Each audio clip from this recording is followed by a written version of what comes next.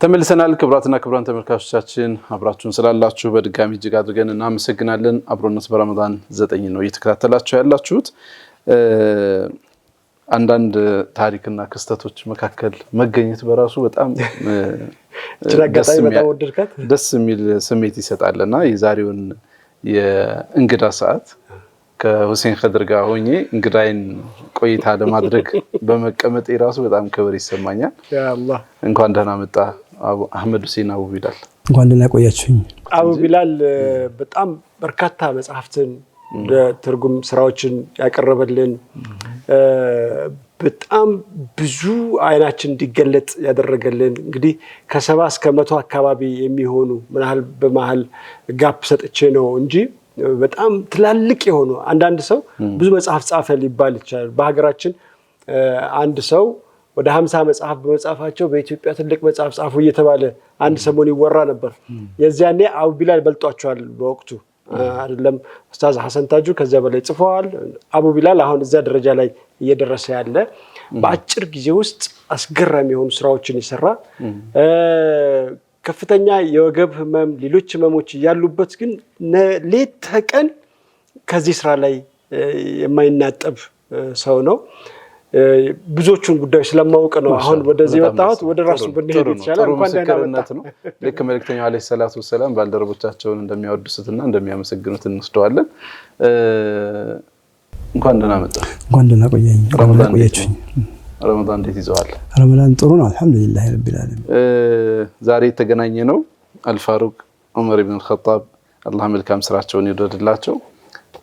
ይሄም መጽሐፍ እንደ መሐመድ ሁሴን አቡ ቢላል በህትመት ደረጃ ደርሶለት በጣም ረጅም እና አድካሚ ጉዞዎችን አልፎ ዛሬ ለንባብ በቅቷል።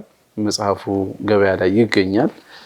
ብዙዎችም ደግሞ እንግዲህ በተለይ ደግሞ ረመዳን እንደመሆኑ መጠን አግኝተው ለማንበብ እንግዲህ ጥረት እያደረጉ እንደሆነ እናስባለን። በጣም ዳጎስ ያለ የሚባል ቃል ነው አይደል? የሚገልጽ ዳጎስ ያለ በጣም ትልቅ የሆነ መጽሐፍ ነው። ይሄ የመጀመሪያው አይደለም እንዲህ አይነት ዳጎስ ያለ ስራዎችን ይሰራ አቡ ቢላል። ከዚህ ቀደም ከአንድም 2-3 ስራዎችን ሰርቷል። እድሉን ለሱ እንስተው ምንም ያወጋን አይደለም። እንኳን ደህና መጣ ከሚለውን ጀምርና ይሄንን ስራ ለመስራት ምን ያህል ጊዜ ፈጀብህ ወደሚለው እንሂድ። አልহামዱሊላህ እንግዲህ ስራ ብዙ ጊዜ ይደራረባል። አንዳንድ ጊዜ የሆነ ስራ ተጀምርና ፓራል በተጓዳይ ደግሞ ሌላ ትወጥናለህ። ስታክስ ያረክ ቺክ ሲል ምናምን ወደዚህ ሽፍት ታደርጋለህ። እንደዚህ አይነት ነገር አለ። ጥሩ ነው። እኔ ግን አለቀውም።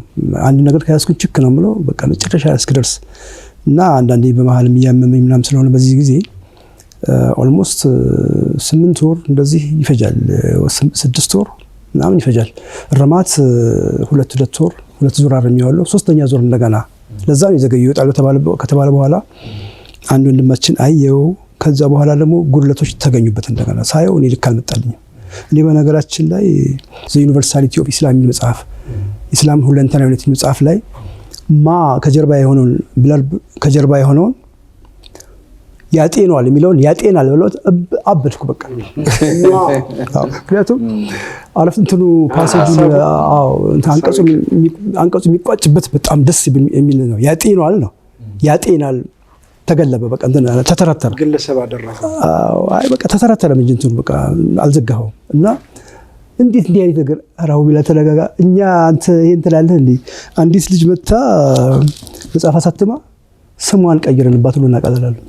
ሌላ አበደች በቃ ሰው ደግሞ ተርጉ እንትን ደራሲና ደርሳም ብላ ታትሞ ስሟ የሌላ ሰው። ስለዚህ አንዱ ቻሌንጅ ሐሳብህ ከዛ እየለጠፍን እንትን አደረግንላት አሉኝና በቃ እንደዚህ ነው ትዛት ኤክስቴንት ነው እንትን ማደርገው። ለዛ ነው 3ኛ ዙር ነገር ያረምኩት። በጣም ይጠብቁት ነበር ሰዎች። ዘገየባት 6 ወር አካባቢ ያልከን ርማትና ማስተካከያ ትርጉሙ ብቻ ወደ 6 ወር ነው። 2 ወር ይፈጃል ለማረም። በጣም አድካሚ ነው ማረሙ። ምክንያቱም ከዛ አመት ማለት ነው። ኦልሞስት አጠቃላይ ስታያይዘው 8 ወር አመት እንደዚህ ከ8 ወር ጀምሮ እስከ አመት ባለው ይወስዳል። ለዓለማት እዝነትን እንደዚሁ ዳጎስ ያለ መጽሐፍ ሰጥተናል። አቡበክር ሲዲቅ እንደዚሁ ዳጎስ ያለ መጽሐፍ ሰጥተናል። አሁን ደግሞ አልፋሩቅ እንደዚሁ ዳጎስ ያለ እስራኤል ሎቢ የሚልም 700 ምናምን ገጽ መጽሐፍ አለኝ። ፖለቲካ ፖለቲካ እንዴት ነው? አንዳንድ ጊዜ ከበድ ይላል አሁን ለማንበብም ማለት ነው። አንተ ለመተርጎም ነው ራሱ ይዘህ ቁጭ አልከው። አንተ መሆን በጣም ደስ የሚለው በደንብ ሜዳው ያንተ ነው ዛሬ። እስቲ በደንብ ያው የጸሐፊና የጋዜጠኛ ነገር እንደዚህ ነው ማለት አንዳንድ ሐሳቦች አንተ ጋር ያለውን ስሜት ማግኘት ስለፈለኩ ነው እነዚህን መጽሐፎች የመረጥክበትን ምክንያት ማለት ነው። ሌሎች አሁን የተጻፉ አሉ፣ ስለ ዑመር ኢብኑ አልኸጣብ የተጻፉ መጽሐፎች አሉ፣ ስለ አቡበከርም ሌሎችም አሉ ያነበብናቸው ከዚህ በፊት ማለት ነው። እነዚህን የመረጥክበት ምክንያት ምንድነው? ሌሎቹ ጀዛኩሙላሁ ኸይራን ሙክተሰራት ናቸው፣ አጠር ያሉ ናቸው። ጭብጡን ይሰጡሃል። ያው ፖይንቱን ሀጂ መሐመድ ሳኒ ሀቢብ ረህመቱላህ አለይህ በጣም ወዳቸው እና ማደንቃቸው ማከብራቸው ሁሌም የአላህ ረህመት እንዲወርድባቸው ዱዓ ማድረግላቸው መመኝላቸው ሰው ናቸው። ታላቃችን በጣም ዘመዴም ናቸው። የስጋ ዝምድና አለን። እናቴን አሳድገዋል። አንዋር መስጊድ እየሄድኩኝ ዘይራቸው ነበረ። ያው ብዙ ነገር አለ እንግዲህ ወደዛ እናታስገባኝ እና እሳቸው የጻፏት አሁን ለምሳሌ ነብዩ መሐመድ ታሪክ አለች። ሲራ ናት። እሷም በጣም አጭር ነው፣ ኮምፓክት ነው። በጣም ደግሞ ኤ5 ሳይዝ ነው። እንደገና ለዓላማት ዝነት አለ። ኡስታዝ ሐሰን ታጁ የሰራው ረሂቅ አልመክቱም አለ። በጣም ቆንጆ መጽሐፍ በዓለም አቀፍ ደረጃ የተሸለመ። እንግዲህ ያው ደረጃ አለ። ሙክተሰራት ሲሆኑ አጠር ሲሉ እንትን ለማስጨበጥ ነው ኢንፎርሜሽን እንጂ ይሄ ኢንሳይክሎፒዲያ መልክ ነው። ጥናትና ምርምር ነው። ሰውየው ዲፕሊ እንደውም እኔ እየቀነስኩ ነው። ዑመርን እውነት ለመናገር አልቀነስኩም። በጣም የሚያሳሳው የሚቀነስ ነገር የለውም። አንዳንድ ነገር ላይ ብቻ አንዳንዴ በመሃል ሰውየው ገባይና ስለ ጀነት ያበራራል፣ ስለ ጀሃነም ይገልጽልሃል። ያ እንግዲህ ትንሽ ታሪኩን ቀጥ አድርጎ ስለሚያቆመው እገድፈዋለሁ። በተረፈ ግን ዑመር ያልተቀነሰ ነው። ለዓለማት ዝነት በጣም ተቀንሷል። ከ1800 ገጽ ወደ 936 ገጽ ነው የመጣው። ማአት ነገር እያስወገድኩ ማለት ነው። ሬሌቫንት ነው ብዬ ሳይሆን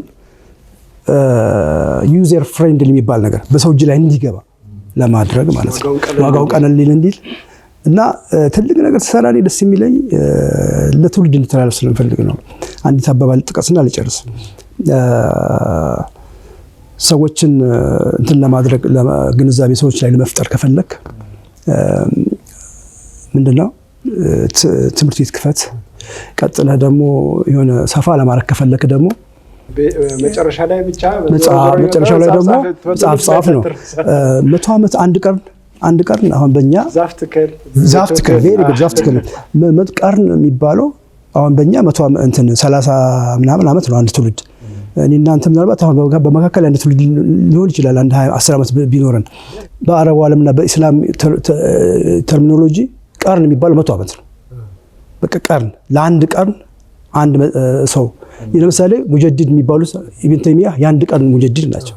የሌላውም እንደዚህ እና እንደዚህ ይሄን ታሳቢ ማድረግ ቢያንስ 100 ዓመት ይቆያሉ ምን እምነት አለኝ እኔ። አቧራውን አራግፈው ትውልዶች መጥተው በጣም የሚገርም ነው ብለው ሊያነቡት ይችላሉ። አድሬስ ላይ ወደፊት ሰዎች ትግስት አይኖራቸውም። ወረቀት የሚባልም ይወገዳል የሚል ስጋት አለ። በነገራችን ላይ ሁሉም ነገር በኤሌክትሮኒክስ ሚዲያ በኤሌክትሮኒክስ እንትን ነው ከገንዘብ ጀምሮ ሁሉ ነገር ያልቅለታል ተብሏል። ያኔ እንደ ብርቅ ሊታይ ይችላል ወይ እንዲህ ያለ ነገር በድሮ ወረቀት እንትን ብለው ዛፍ ጠርበው ሳጋቱራ እንትን አድርገው ወረቀት ሰጥተው እንደዚህ ያደርጉ ነበር። ልክ እንደ ድሮ ብራና ማለት ነው። የሚመጣ ትውልድ ይኖራል። የዛሬ 500 ዓመት ሊያነሳው ይችላል። ስለዚህ ለነገ ነው የጻፍከው? አዎ የሚቀጥሉት ትውልድ በነገራችን ላይ ትግስተኛ ትውልድ እየመጣ ነው። የሆነ ሰዓት ላይ ተስፋ ቆርጬ ነበረ አንባቢ የለም ብዬ። አሁን ደግሞ እልክ የተያያዙ ይህንን የሶሻል ሚዲያ እና እንትን ደርምሰው ለመውጣት የሚሞክሩ የተወሰኑ ልጆች እየመጡ ነው። ወዳቸዋለሁ፣ አደንቃቸዋለሁ። አላህ ያቆያቸው። እንዲህ ያሉ እየመጡ ነው። ይገርምሃል። ማንበብ አለብን የሚሉ ትውልድ መመለስ አለበት ወደ ንባብ። ክብሩ ይመለስለት ዘንድ ሸረፉ ይመለስለት ዘንድ አላህ ዘንድ በጣም ይወደድ ዘንድ የነብዩን ሚላ ይከተል ዘንድ ወደ ንባብ የቅራት ትውልድ ስለሆነ ማለት ነው። እንዲህ የሚሉ ወጣቶች እኮ ናቸው። እኔ አሁን ከ50ዎቹ ዘልዬ ሌላ እንትን ግን እነዚህ ሳይ እረካለሁ። ያስተያየት ይጽፉልኛል። ጓጉቶን እየጠበቀን ነው። ታነበዋለህ አንተ አሁን 4 ጊዜ አንብቤዋለሁ ዓላማት ዝነትን አለኝ።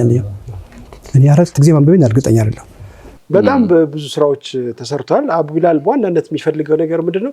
ማህበረሰቡን ከነባራዊ ዓለም ጋር ማስተዋወቅ፣ እስልምናን ከሳይንስ ጋር ደግሞ ያለውን ቁርኝት ያሳይና የእስልምናን የበላይነት ማሳየት በስራዎቹ ላይ በጣም ትኩረት እያደረገ የመጣባቸው ብዙ መጽሐፍ ስላረምክልኝ ነው።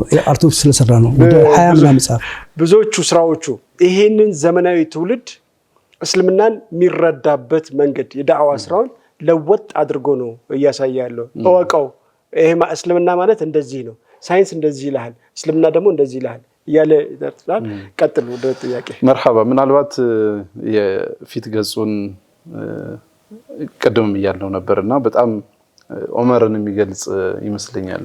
ልክ ገና ስታየው ራሱ ዑመር እንደዚህ ናቸው ለማለት እነዚህ ነገሮች ምልክቶችን ካየህ ዑመር ማለት የሚያስችል ስሜት ይፈጥራልና ሚዛን አለ፣ ሱረቱ ጣሃ አለ፣ የቁድስን ምልክት አስቀምጠሃል። እንደዚሁ ደግሞ ካርታ አለ ከጀርባ ደግሞ ኢምፓየር ኢስላሚክ ኢምፓየርን በጣም ፍትህ የነበሩበት ትልቅ ደረጃ እሳቸው ከሞቱ በኋላ ረህመቱላህ አለይህ ረዲየላሁ ዐንሁ ባቡ ተዘግቷል የሚል ሐዲስ አለ። ባቡ ማን ነው ሲል ዑመር መሆናቸውን አንድ ትልቅ ሷሃባ ማለት ነው። እሱን እንድትገልጽልኝ ነው። ያንተ ስሜት እዚህ ጋር ተገልጿል። ዑመርን አንተ ስትጽፋቸው ያይኸዋልና ዑመር እንደዚህ ናቸው የሚለውን ስሜት ካንተ መስማት። ፋጡማ ሰዒድ በጣም ትልቅ ሰው ናት። ፋጡማ ሰዒድ ነጃሺ ማለት ነው። እኔ የሆነ መድረክ ላይ ሳትሸለም ቀርታ አንድ ጊዜ ነጃሺ 30ኛ ዓመት ሲያከብር እሪ ያልኩት መድረክ ላይ ፋጡማ ሰዒድ ሳትሸለም ማን ነው መሸለምት ምናምን ያው በቃ እንዲ ምናምን አሉ። እንዲ ፋጡማ ሰዒድ በቃ የራሴ መሸለም አለብኝ ምናምን አሉ። ትልቅ ሰው ናት። የምትሰጣቸው ሀሳቦች በጣም በሳል ናቸው። ማቹርድ ናት። ጥርሷን የሸረፈች በመጽሐፍ ዙሪያ ላይ በጣም ጎበዝ ናት እና የእሷ አስተዋጽኦ አለበት። ግራፊክስ የሚሰራውን ሰው እንዲህ ይደረግ የሚል ሀሳብ ሰጥ እሷም ሰጠች። አዳላ ይሄ አዳላ ምልክት ይሄ የሚዛኑ ምልክት እንዳልከው ይሄ ቁርአን ሱረቱል ጣሃ ዑመር የሰለሙበት ነው። አማቻቸውና እህታቸው ሲያነቡ ኸባብ ኢብኑ አልረት የተባለ ሷሃባ ጋር ያገኙት ነው። ቁድስን ደግሞ የኢየሩሳሌም ጳጳስ ለሳቸው ነው ማስረከበው። የተቀዳደደ ልብስ የሚለብሱ ብዙ ለኑሮ የማይጨነቁ የኢስላም መሪ ይመጣሉ። ለሌላ ሰው አልሰጥም። ሰዓድ አምር ብን አላስ ነበር ሊከፍት ብዙ ጀነራሉ እምቢ አለው። አትድከም አንተ አትከፍተው ማለት ነው። ሰው ለምን አለው? የሚከፍተው ዑመር የተባለ ነው መጽሐፋችን ላይ ያለ። በቃ ጀንክ የሆነ የተቀዳደደ ልብስ የሚለብስ ምንም ለራሱ ሀጃ የሌለው እንዲህ አይነት ሰው ነው። የሙስሊሙ ዓለም መሪ ነው። እሱ ሲመጣ ነው በዛ ምክንያት እንትን አድርጓል። ስለዚህ ያንን የሚገልጽ ነው እና በሳቸው ጊዜ በነገራችን ላይ ማለት ነው ዑመር ኢብኑ ኸጣብ ረዲየላሁ ዐንሁ ምንድነው ኸሊፋ ሲሆኑ አቡበከር ኸሊፋ አድርገው ሲሰይሟቸው ጦልሃ ኢብኑ ዑበይዱላህ የተባለ ሰው ብቻ ነው የተቃወማቸው። አንድ ሰው ብቻ ነው ከመላው ዓለም ከመላው ኢስላሚክ ዓለም ምንድነው ያለው? ይሄን ከባድ ሰው ትልቅ ሰው ልታስጨርሰን ነው እንዴ? በነብዩ ጊዜ ያንን መቀንጠስ ሲል የነበረ ሰው ነው እኮ ልታስፈጀን ነው እንዴ? አላህ ፊት ምን ትላለህ አላቸው። አላህ ፊትማ ከሁሉም የተሻለ አላህን ፈሪያችሁን ሾም ያለው ብዬ እነግረዋለሁ ለአላህ አሉት።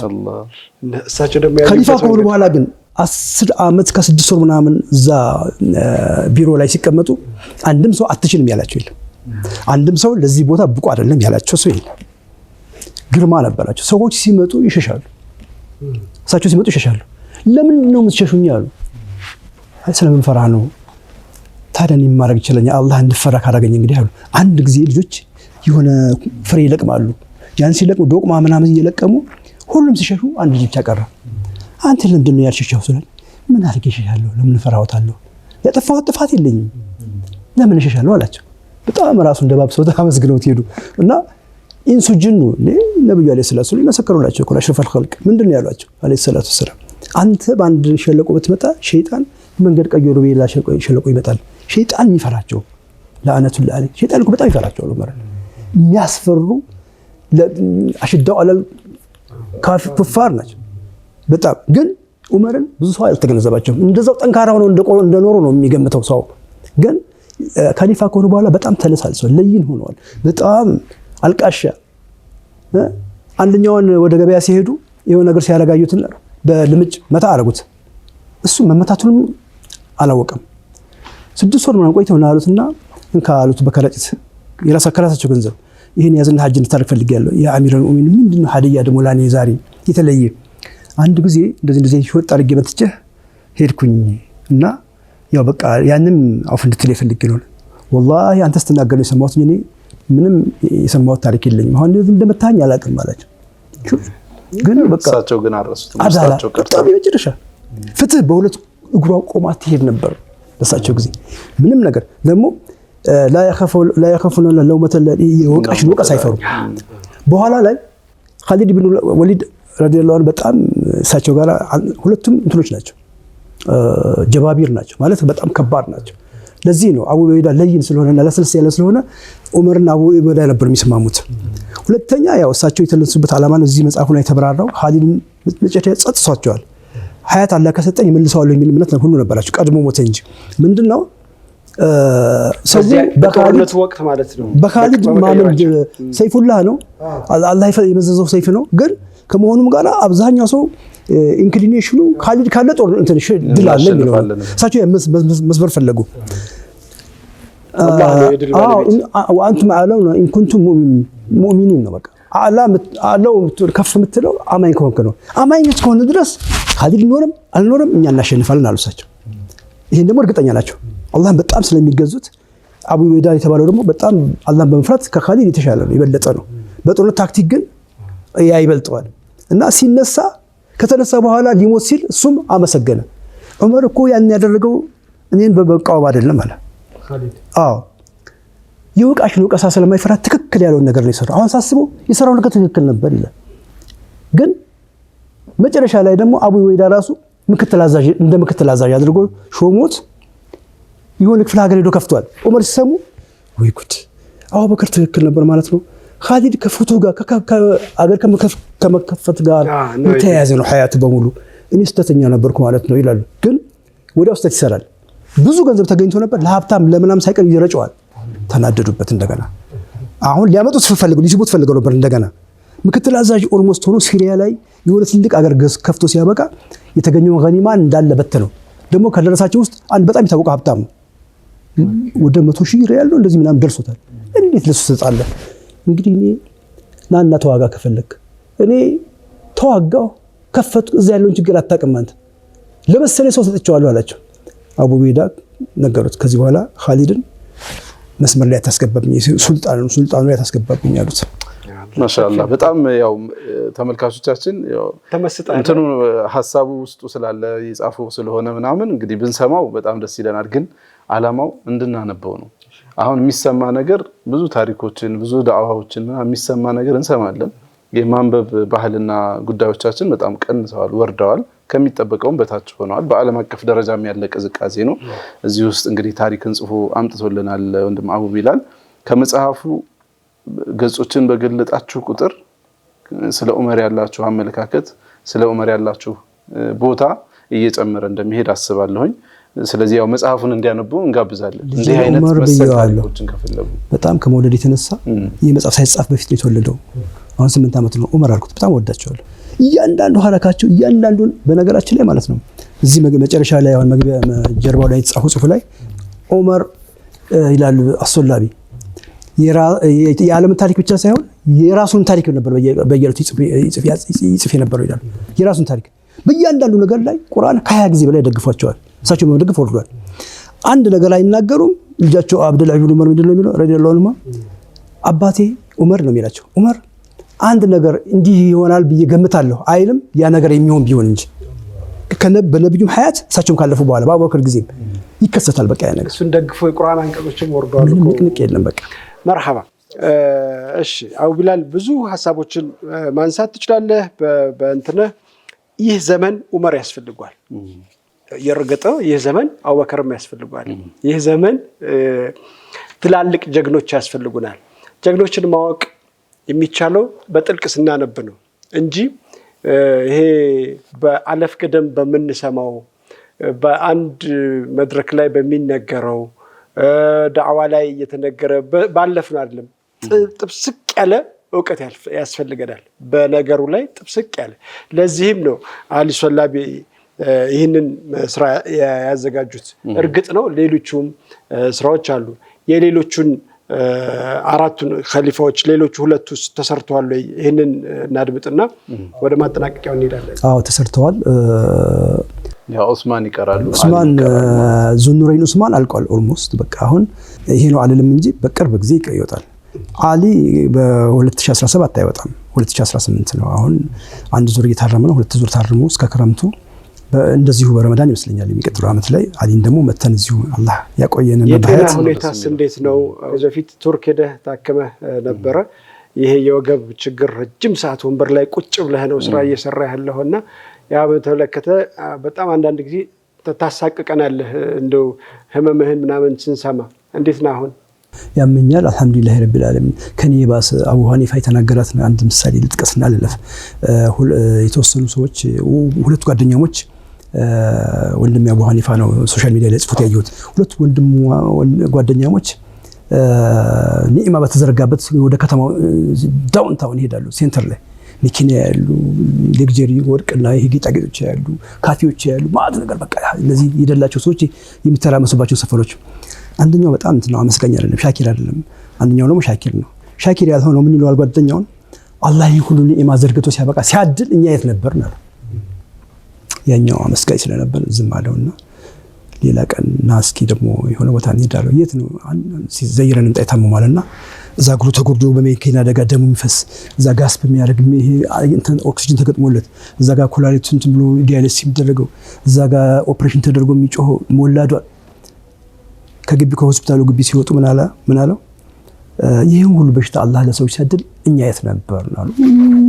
ራሱን ነው ያዘው። ምንድነው ወይን ተዑዱ ኒዕመተላሂ ላ ትክሱሃ ነው። ቢያመኝም ያው አላህ ሱብሓነሁ ወተዓላ በእንደዚህ ያከበረኝ ነው ማለት ለዚህ ነው በራሱ ቁጭ ያደረገኝ። ብዙ ነገሮች አሉና አልহামዱሊላህ ረቢል ዓለሚን። ህመም ያመኛል። በህክምና ብዙ ሚድንም አይደለም በነገራችን ላይ እንደው አንተ ታክመህ የምትድነው ነገር አይደለም። ደግሞ የሆነ የሙናፊቅ በሽታ ነው ማለት ሶላት የሚከለክል ምናምን ነው። አታጎንብስ ምናምን ነው። አሩኩ አታርግ ስጁድ አታርግ ነው የሚለው። ለአላህ የምትነግረው ነገር ግን አለ። በቃ ጌታዬ እንደዚያም ሆኜ ይሄው ስሰራ ኖር ያለው በቃ እንትን ነው እኮ ነው ይሄ መብደእና ትድቄ የሚባል ነገር አለ። በቃ ይሰጣል።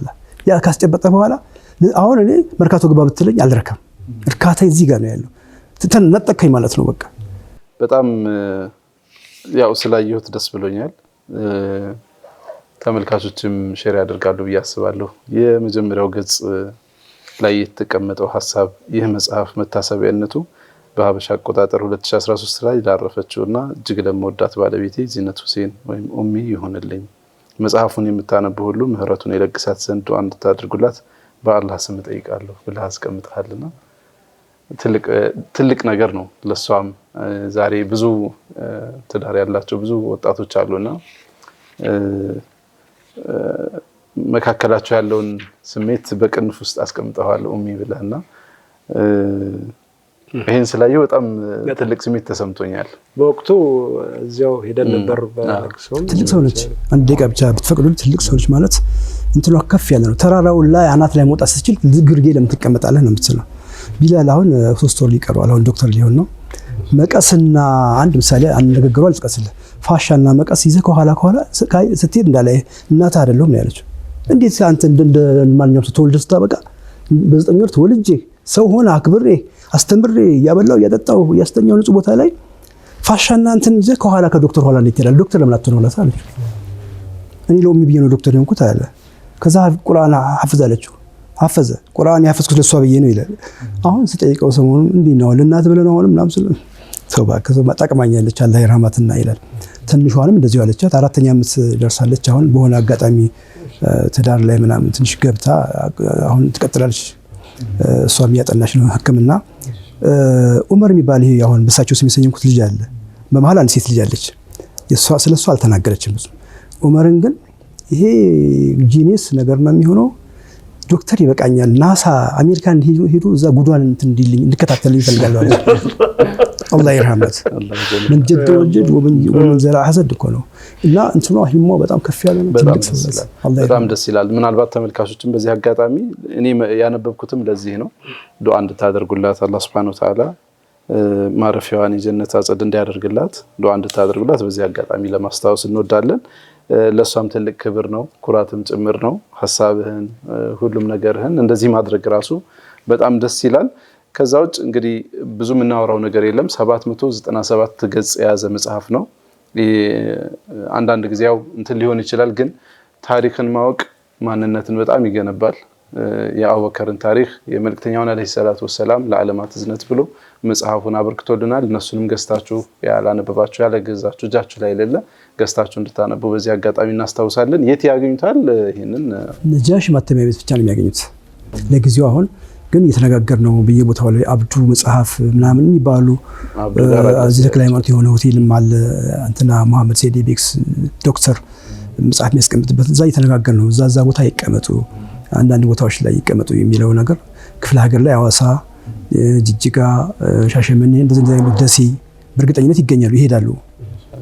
በጣም ደስ ይላል። እንግዲህ አላህ Subhanahu Wa Ta'ala ስራህን ይቀበልህ፣ ልፋትህን ይቀበልህ። የሚያነበው ትውልድ ደግሞ እንዲጠቀምበት የዑመርን ታሪክ አንብበው በደንብ እንዲነቃቁበት እንመኛለን። የመጨረሻ ሐሳብህን እናድምጥና ወደ ቀጣዩ ፕሮግራም እናመራለን። ሐሳቤ አንብቡ ነው። ባረከላሁ ፊክ። ወደ ያኛውን የጥንቱን ታሪክ እንድናመጣው ዘንድ እኛም ደክመን ትተው እንትን ባዶ አታስቀሩን። አንብቡ፣ ቢያንስ ግማሹን እንደ እቅድ አውጡና በቃ ልክ ቁርአን እንደምታፈዙት አሁን የቁርአን ወር ነው ልክ ረመዳን እንዳበቃ በቃ በቀን የተወሰነ ፔጅ እንዴና ኦባማ እኮ ይገርማል በሳምንት ድቅቅ አድርገው እኮ ምናምን 4 መጽሐፍ 3 መጽሐፍ ያነባሉ እኮ መሪ ሆኖ ያን ሁሉ ትልቅ ሂውጅ ሀገር ተጽዕኖ ፈጣሪ ሀገር እየመራ እኛ አንድ ቤተሰብ መምራት አቅቶን አንድ ቤተሰብ ራሴን አዞርከኝ ራሴን እንትን ሄዴኮን ክብኝ ነው ልጆቻችን የምንለው እኮ መጽሐፍ ለማንበብ ጊዜ የለንም። በጣም ያሳዝናል። የሆነ ጃም ትራፊክ ላይ ምናምን ለመኪና ሲያቆም ለምሳሌ የተወሰነ ገጽ ማንበብ ያስፈልጋል። እኔ አሁን ወደፊት ወደ እንትን ይቀየሩ የሚለው ሐሳብ ሁሉ እየገዛኝ ነው። አዎ ማለት በድምጽ ቢያንስ አዎ። ምክንያቱም ሰው ታክሲ ሲሰራ ምን ሲሰራ ሩቅ መንገድ ተጓዥ ሾፌር ምናምን ሲሆን እያዳመጡ ቢሄድ ዝም ብሎ አሁን አላነበብኩም እያሉ መውቀስ ተገቢ አይደለም። ላነበቡ ሰዎች ለጻፉ ሰዎች ምን የሚደረግ ነገር አለ? ጀስት ያነበበ ይሄን በእንዲህ አይነት ቀን የጨረሰ ሰው ተብሎ መሸለም አለበት። ልክ እንደ ቁርአን እንዳፈዘ ሰው ታለማመደዋል ታመጣዋል። ትውልዱን አንባቢ ሆኖ 5 መጽሐፍ ከመሃል ማንበብና አለማንበብ ክሮስ ቼክ ለማድረግ ትጠይቀዋለህ። ለምን ቁርአን በህፍዝ ስለሆነ ይታወቃል። ይሄ ማወቅና አለማወቅን በመሃል ይገባ ታሪኩን እስኪ ይሄን በዚህ ዙሪያ ለምንድን ነው ያለው ሐሳብ መጽሐፍ አንባቢ ትውልድ ትፈጥራለህ ማለት ነው። እና ይሄንን ሐሳብ ነው በጣም ደስ ይላል። አላህ Subhanahu Wa Ta'ala ይቀበላችሁ። እንግዲህ ያው እነ መሐመድ ሰይድ ኤቤክስም ሌሎችም ብዙ ጸሐፊዎች አሉን። አላህ መልካም ስራችሁን ይቀበላችሁ። ረመዳን ነው፣ አንብቡት። ዑመር ኢብኑ አልኸጣብ አላህ መልካም ስራቸውን ይወደድላቸው። አልፋሩቅ በሚል ተዘጋጅቷል። መጽሐፉን እንድታነቡት እንጋብዛለን። መርሐባ። የተወደዳችሁ ተመልካቾቻችን ከአቡ ቢላል ጋር ከዚህም በላይ ብንቆይ ደስ ባለን፣ ግን ደግሞ ካለን ሰዓት አንፃር እንግዲህ ሌሎች ቀሪ ፕሮግራሞች ይኖሩናል። ካፍታ ቆይታ በኋላ በሌሎች ፕሮግራሞች እንገኛለን። አብራችሁን ቆዩ። አብሮነት አብሮነት አብሮነት አብሮነት አብሮነት አብሮነት አብሮነት አብሮነት አብሮነት አብሮነት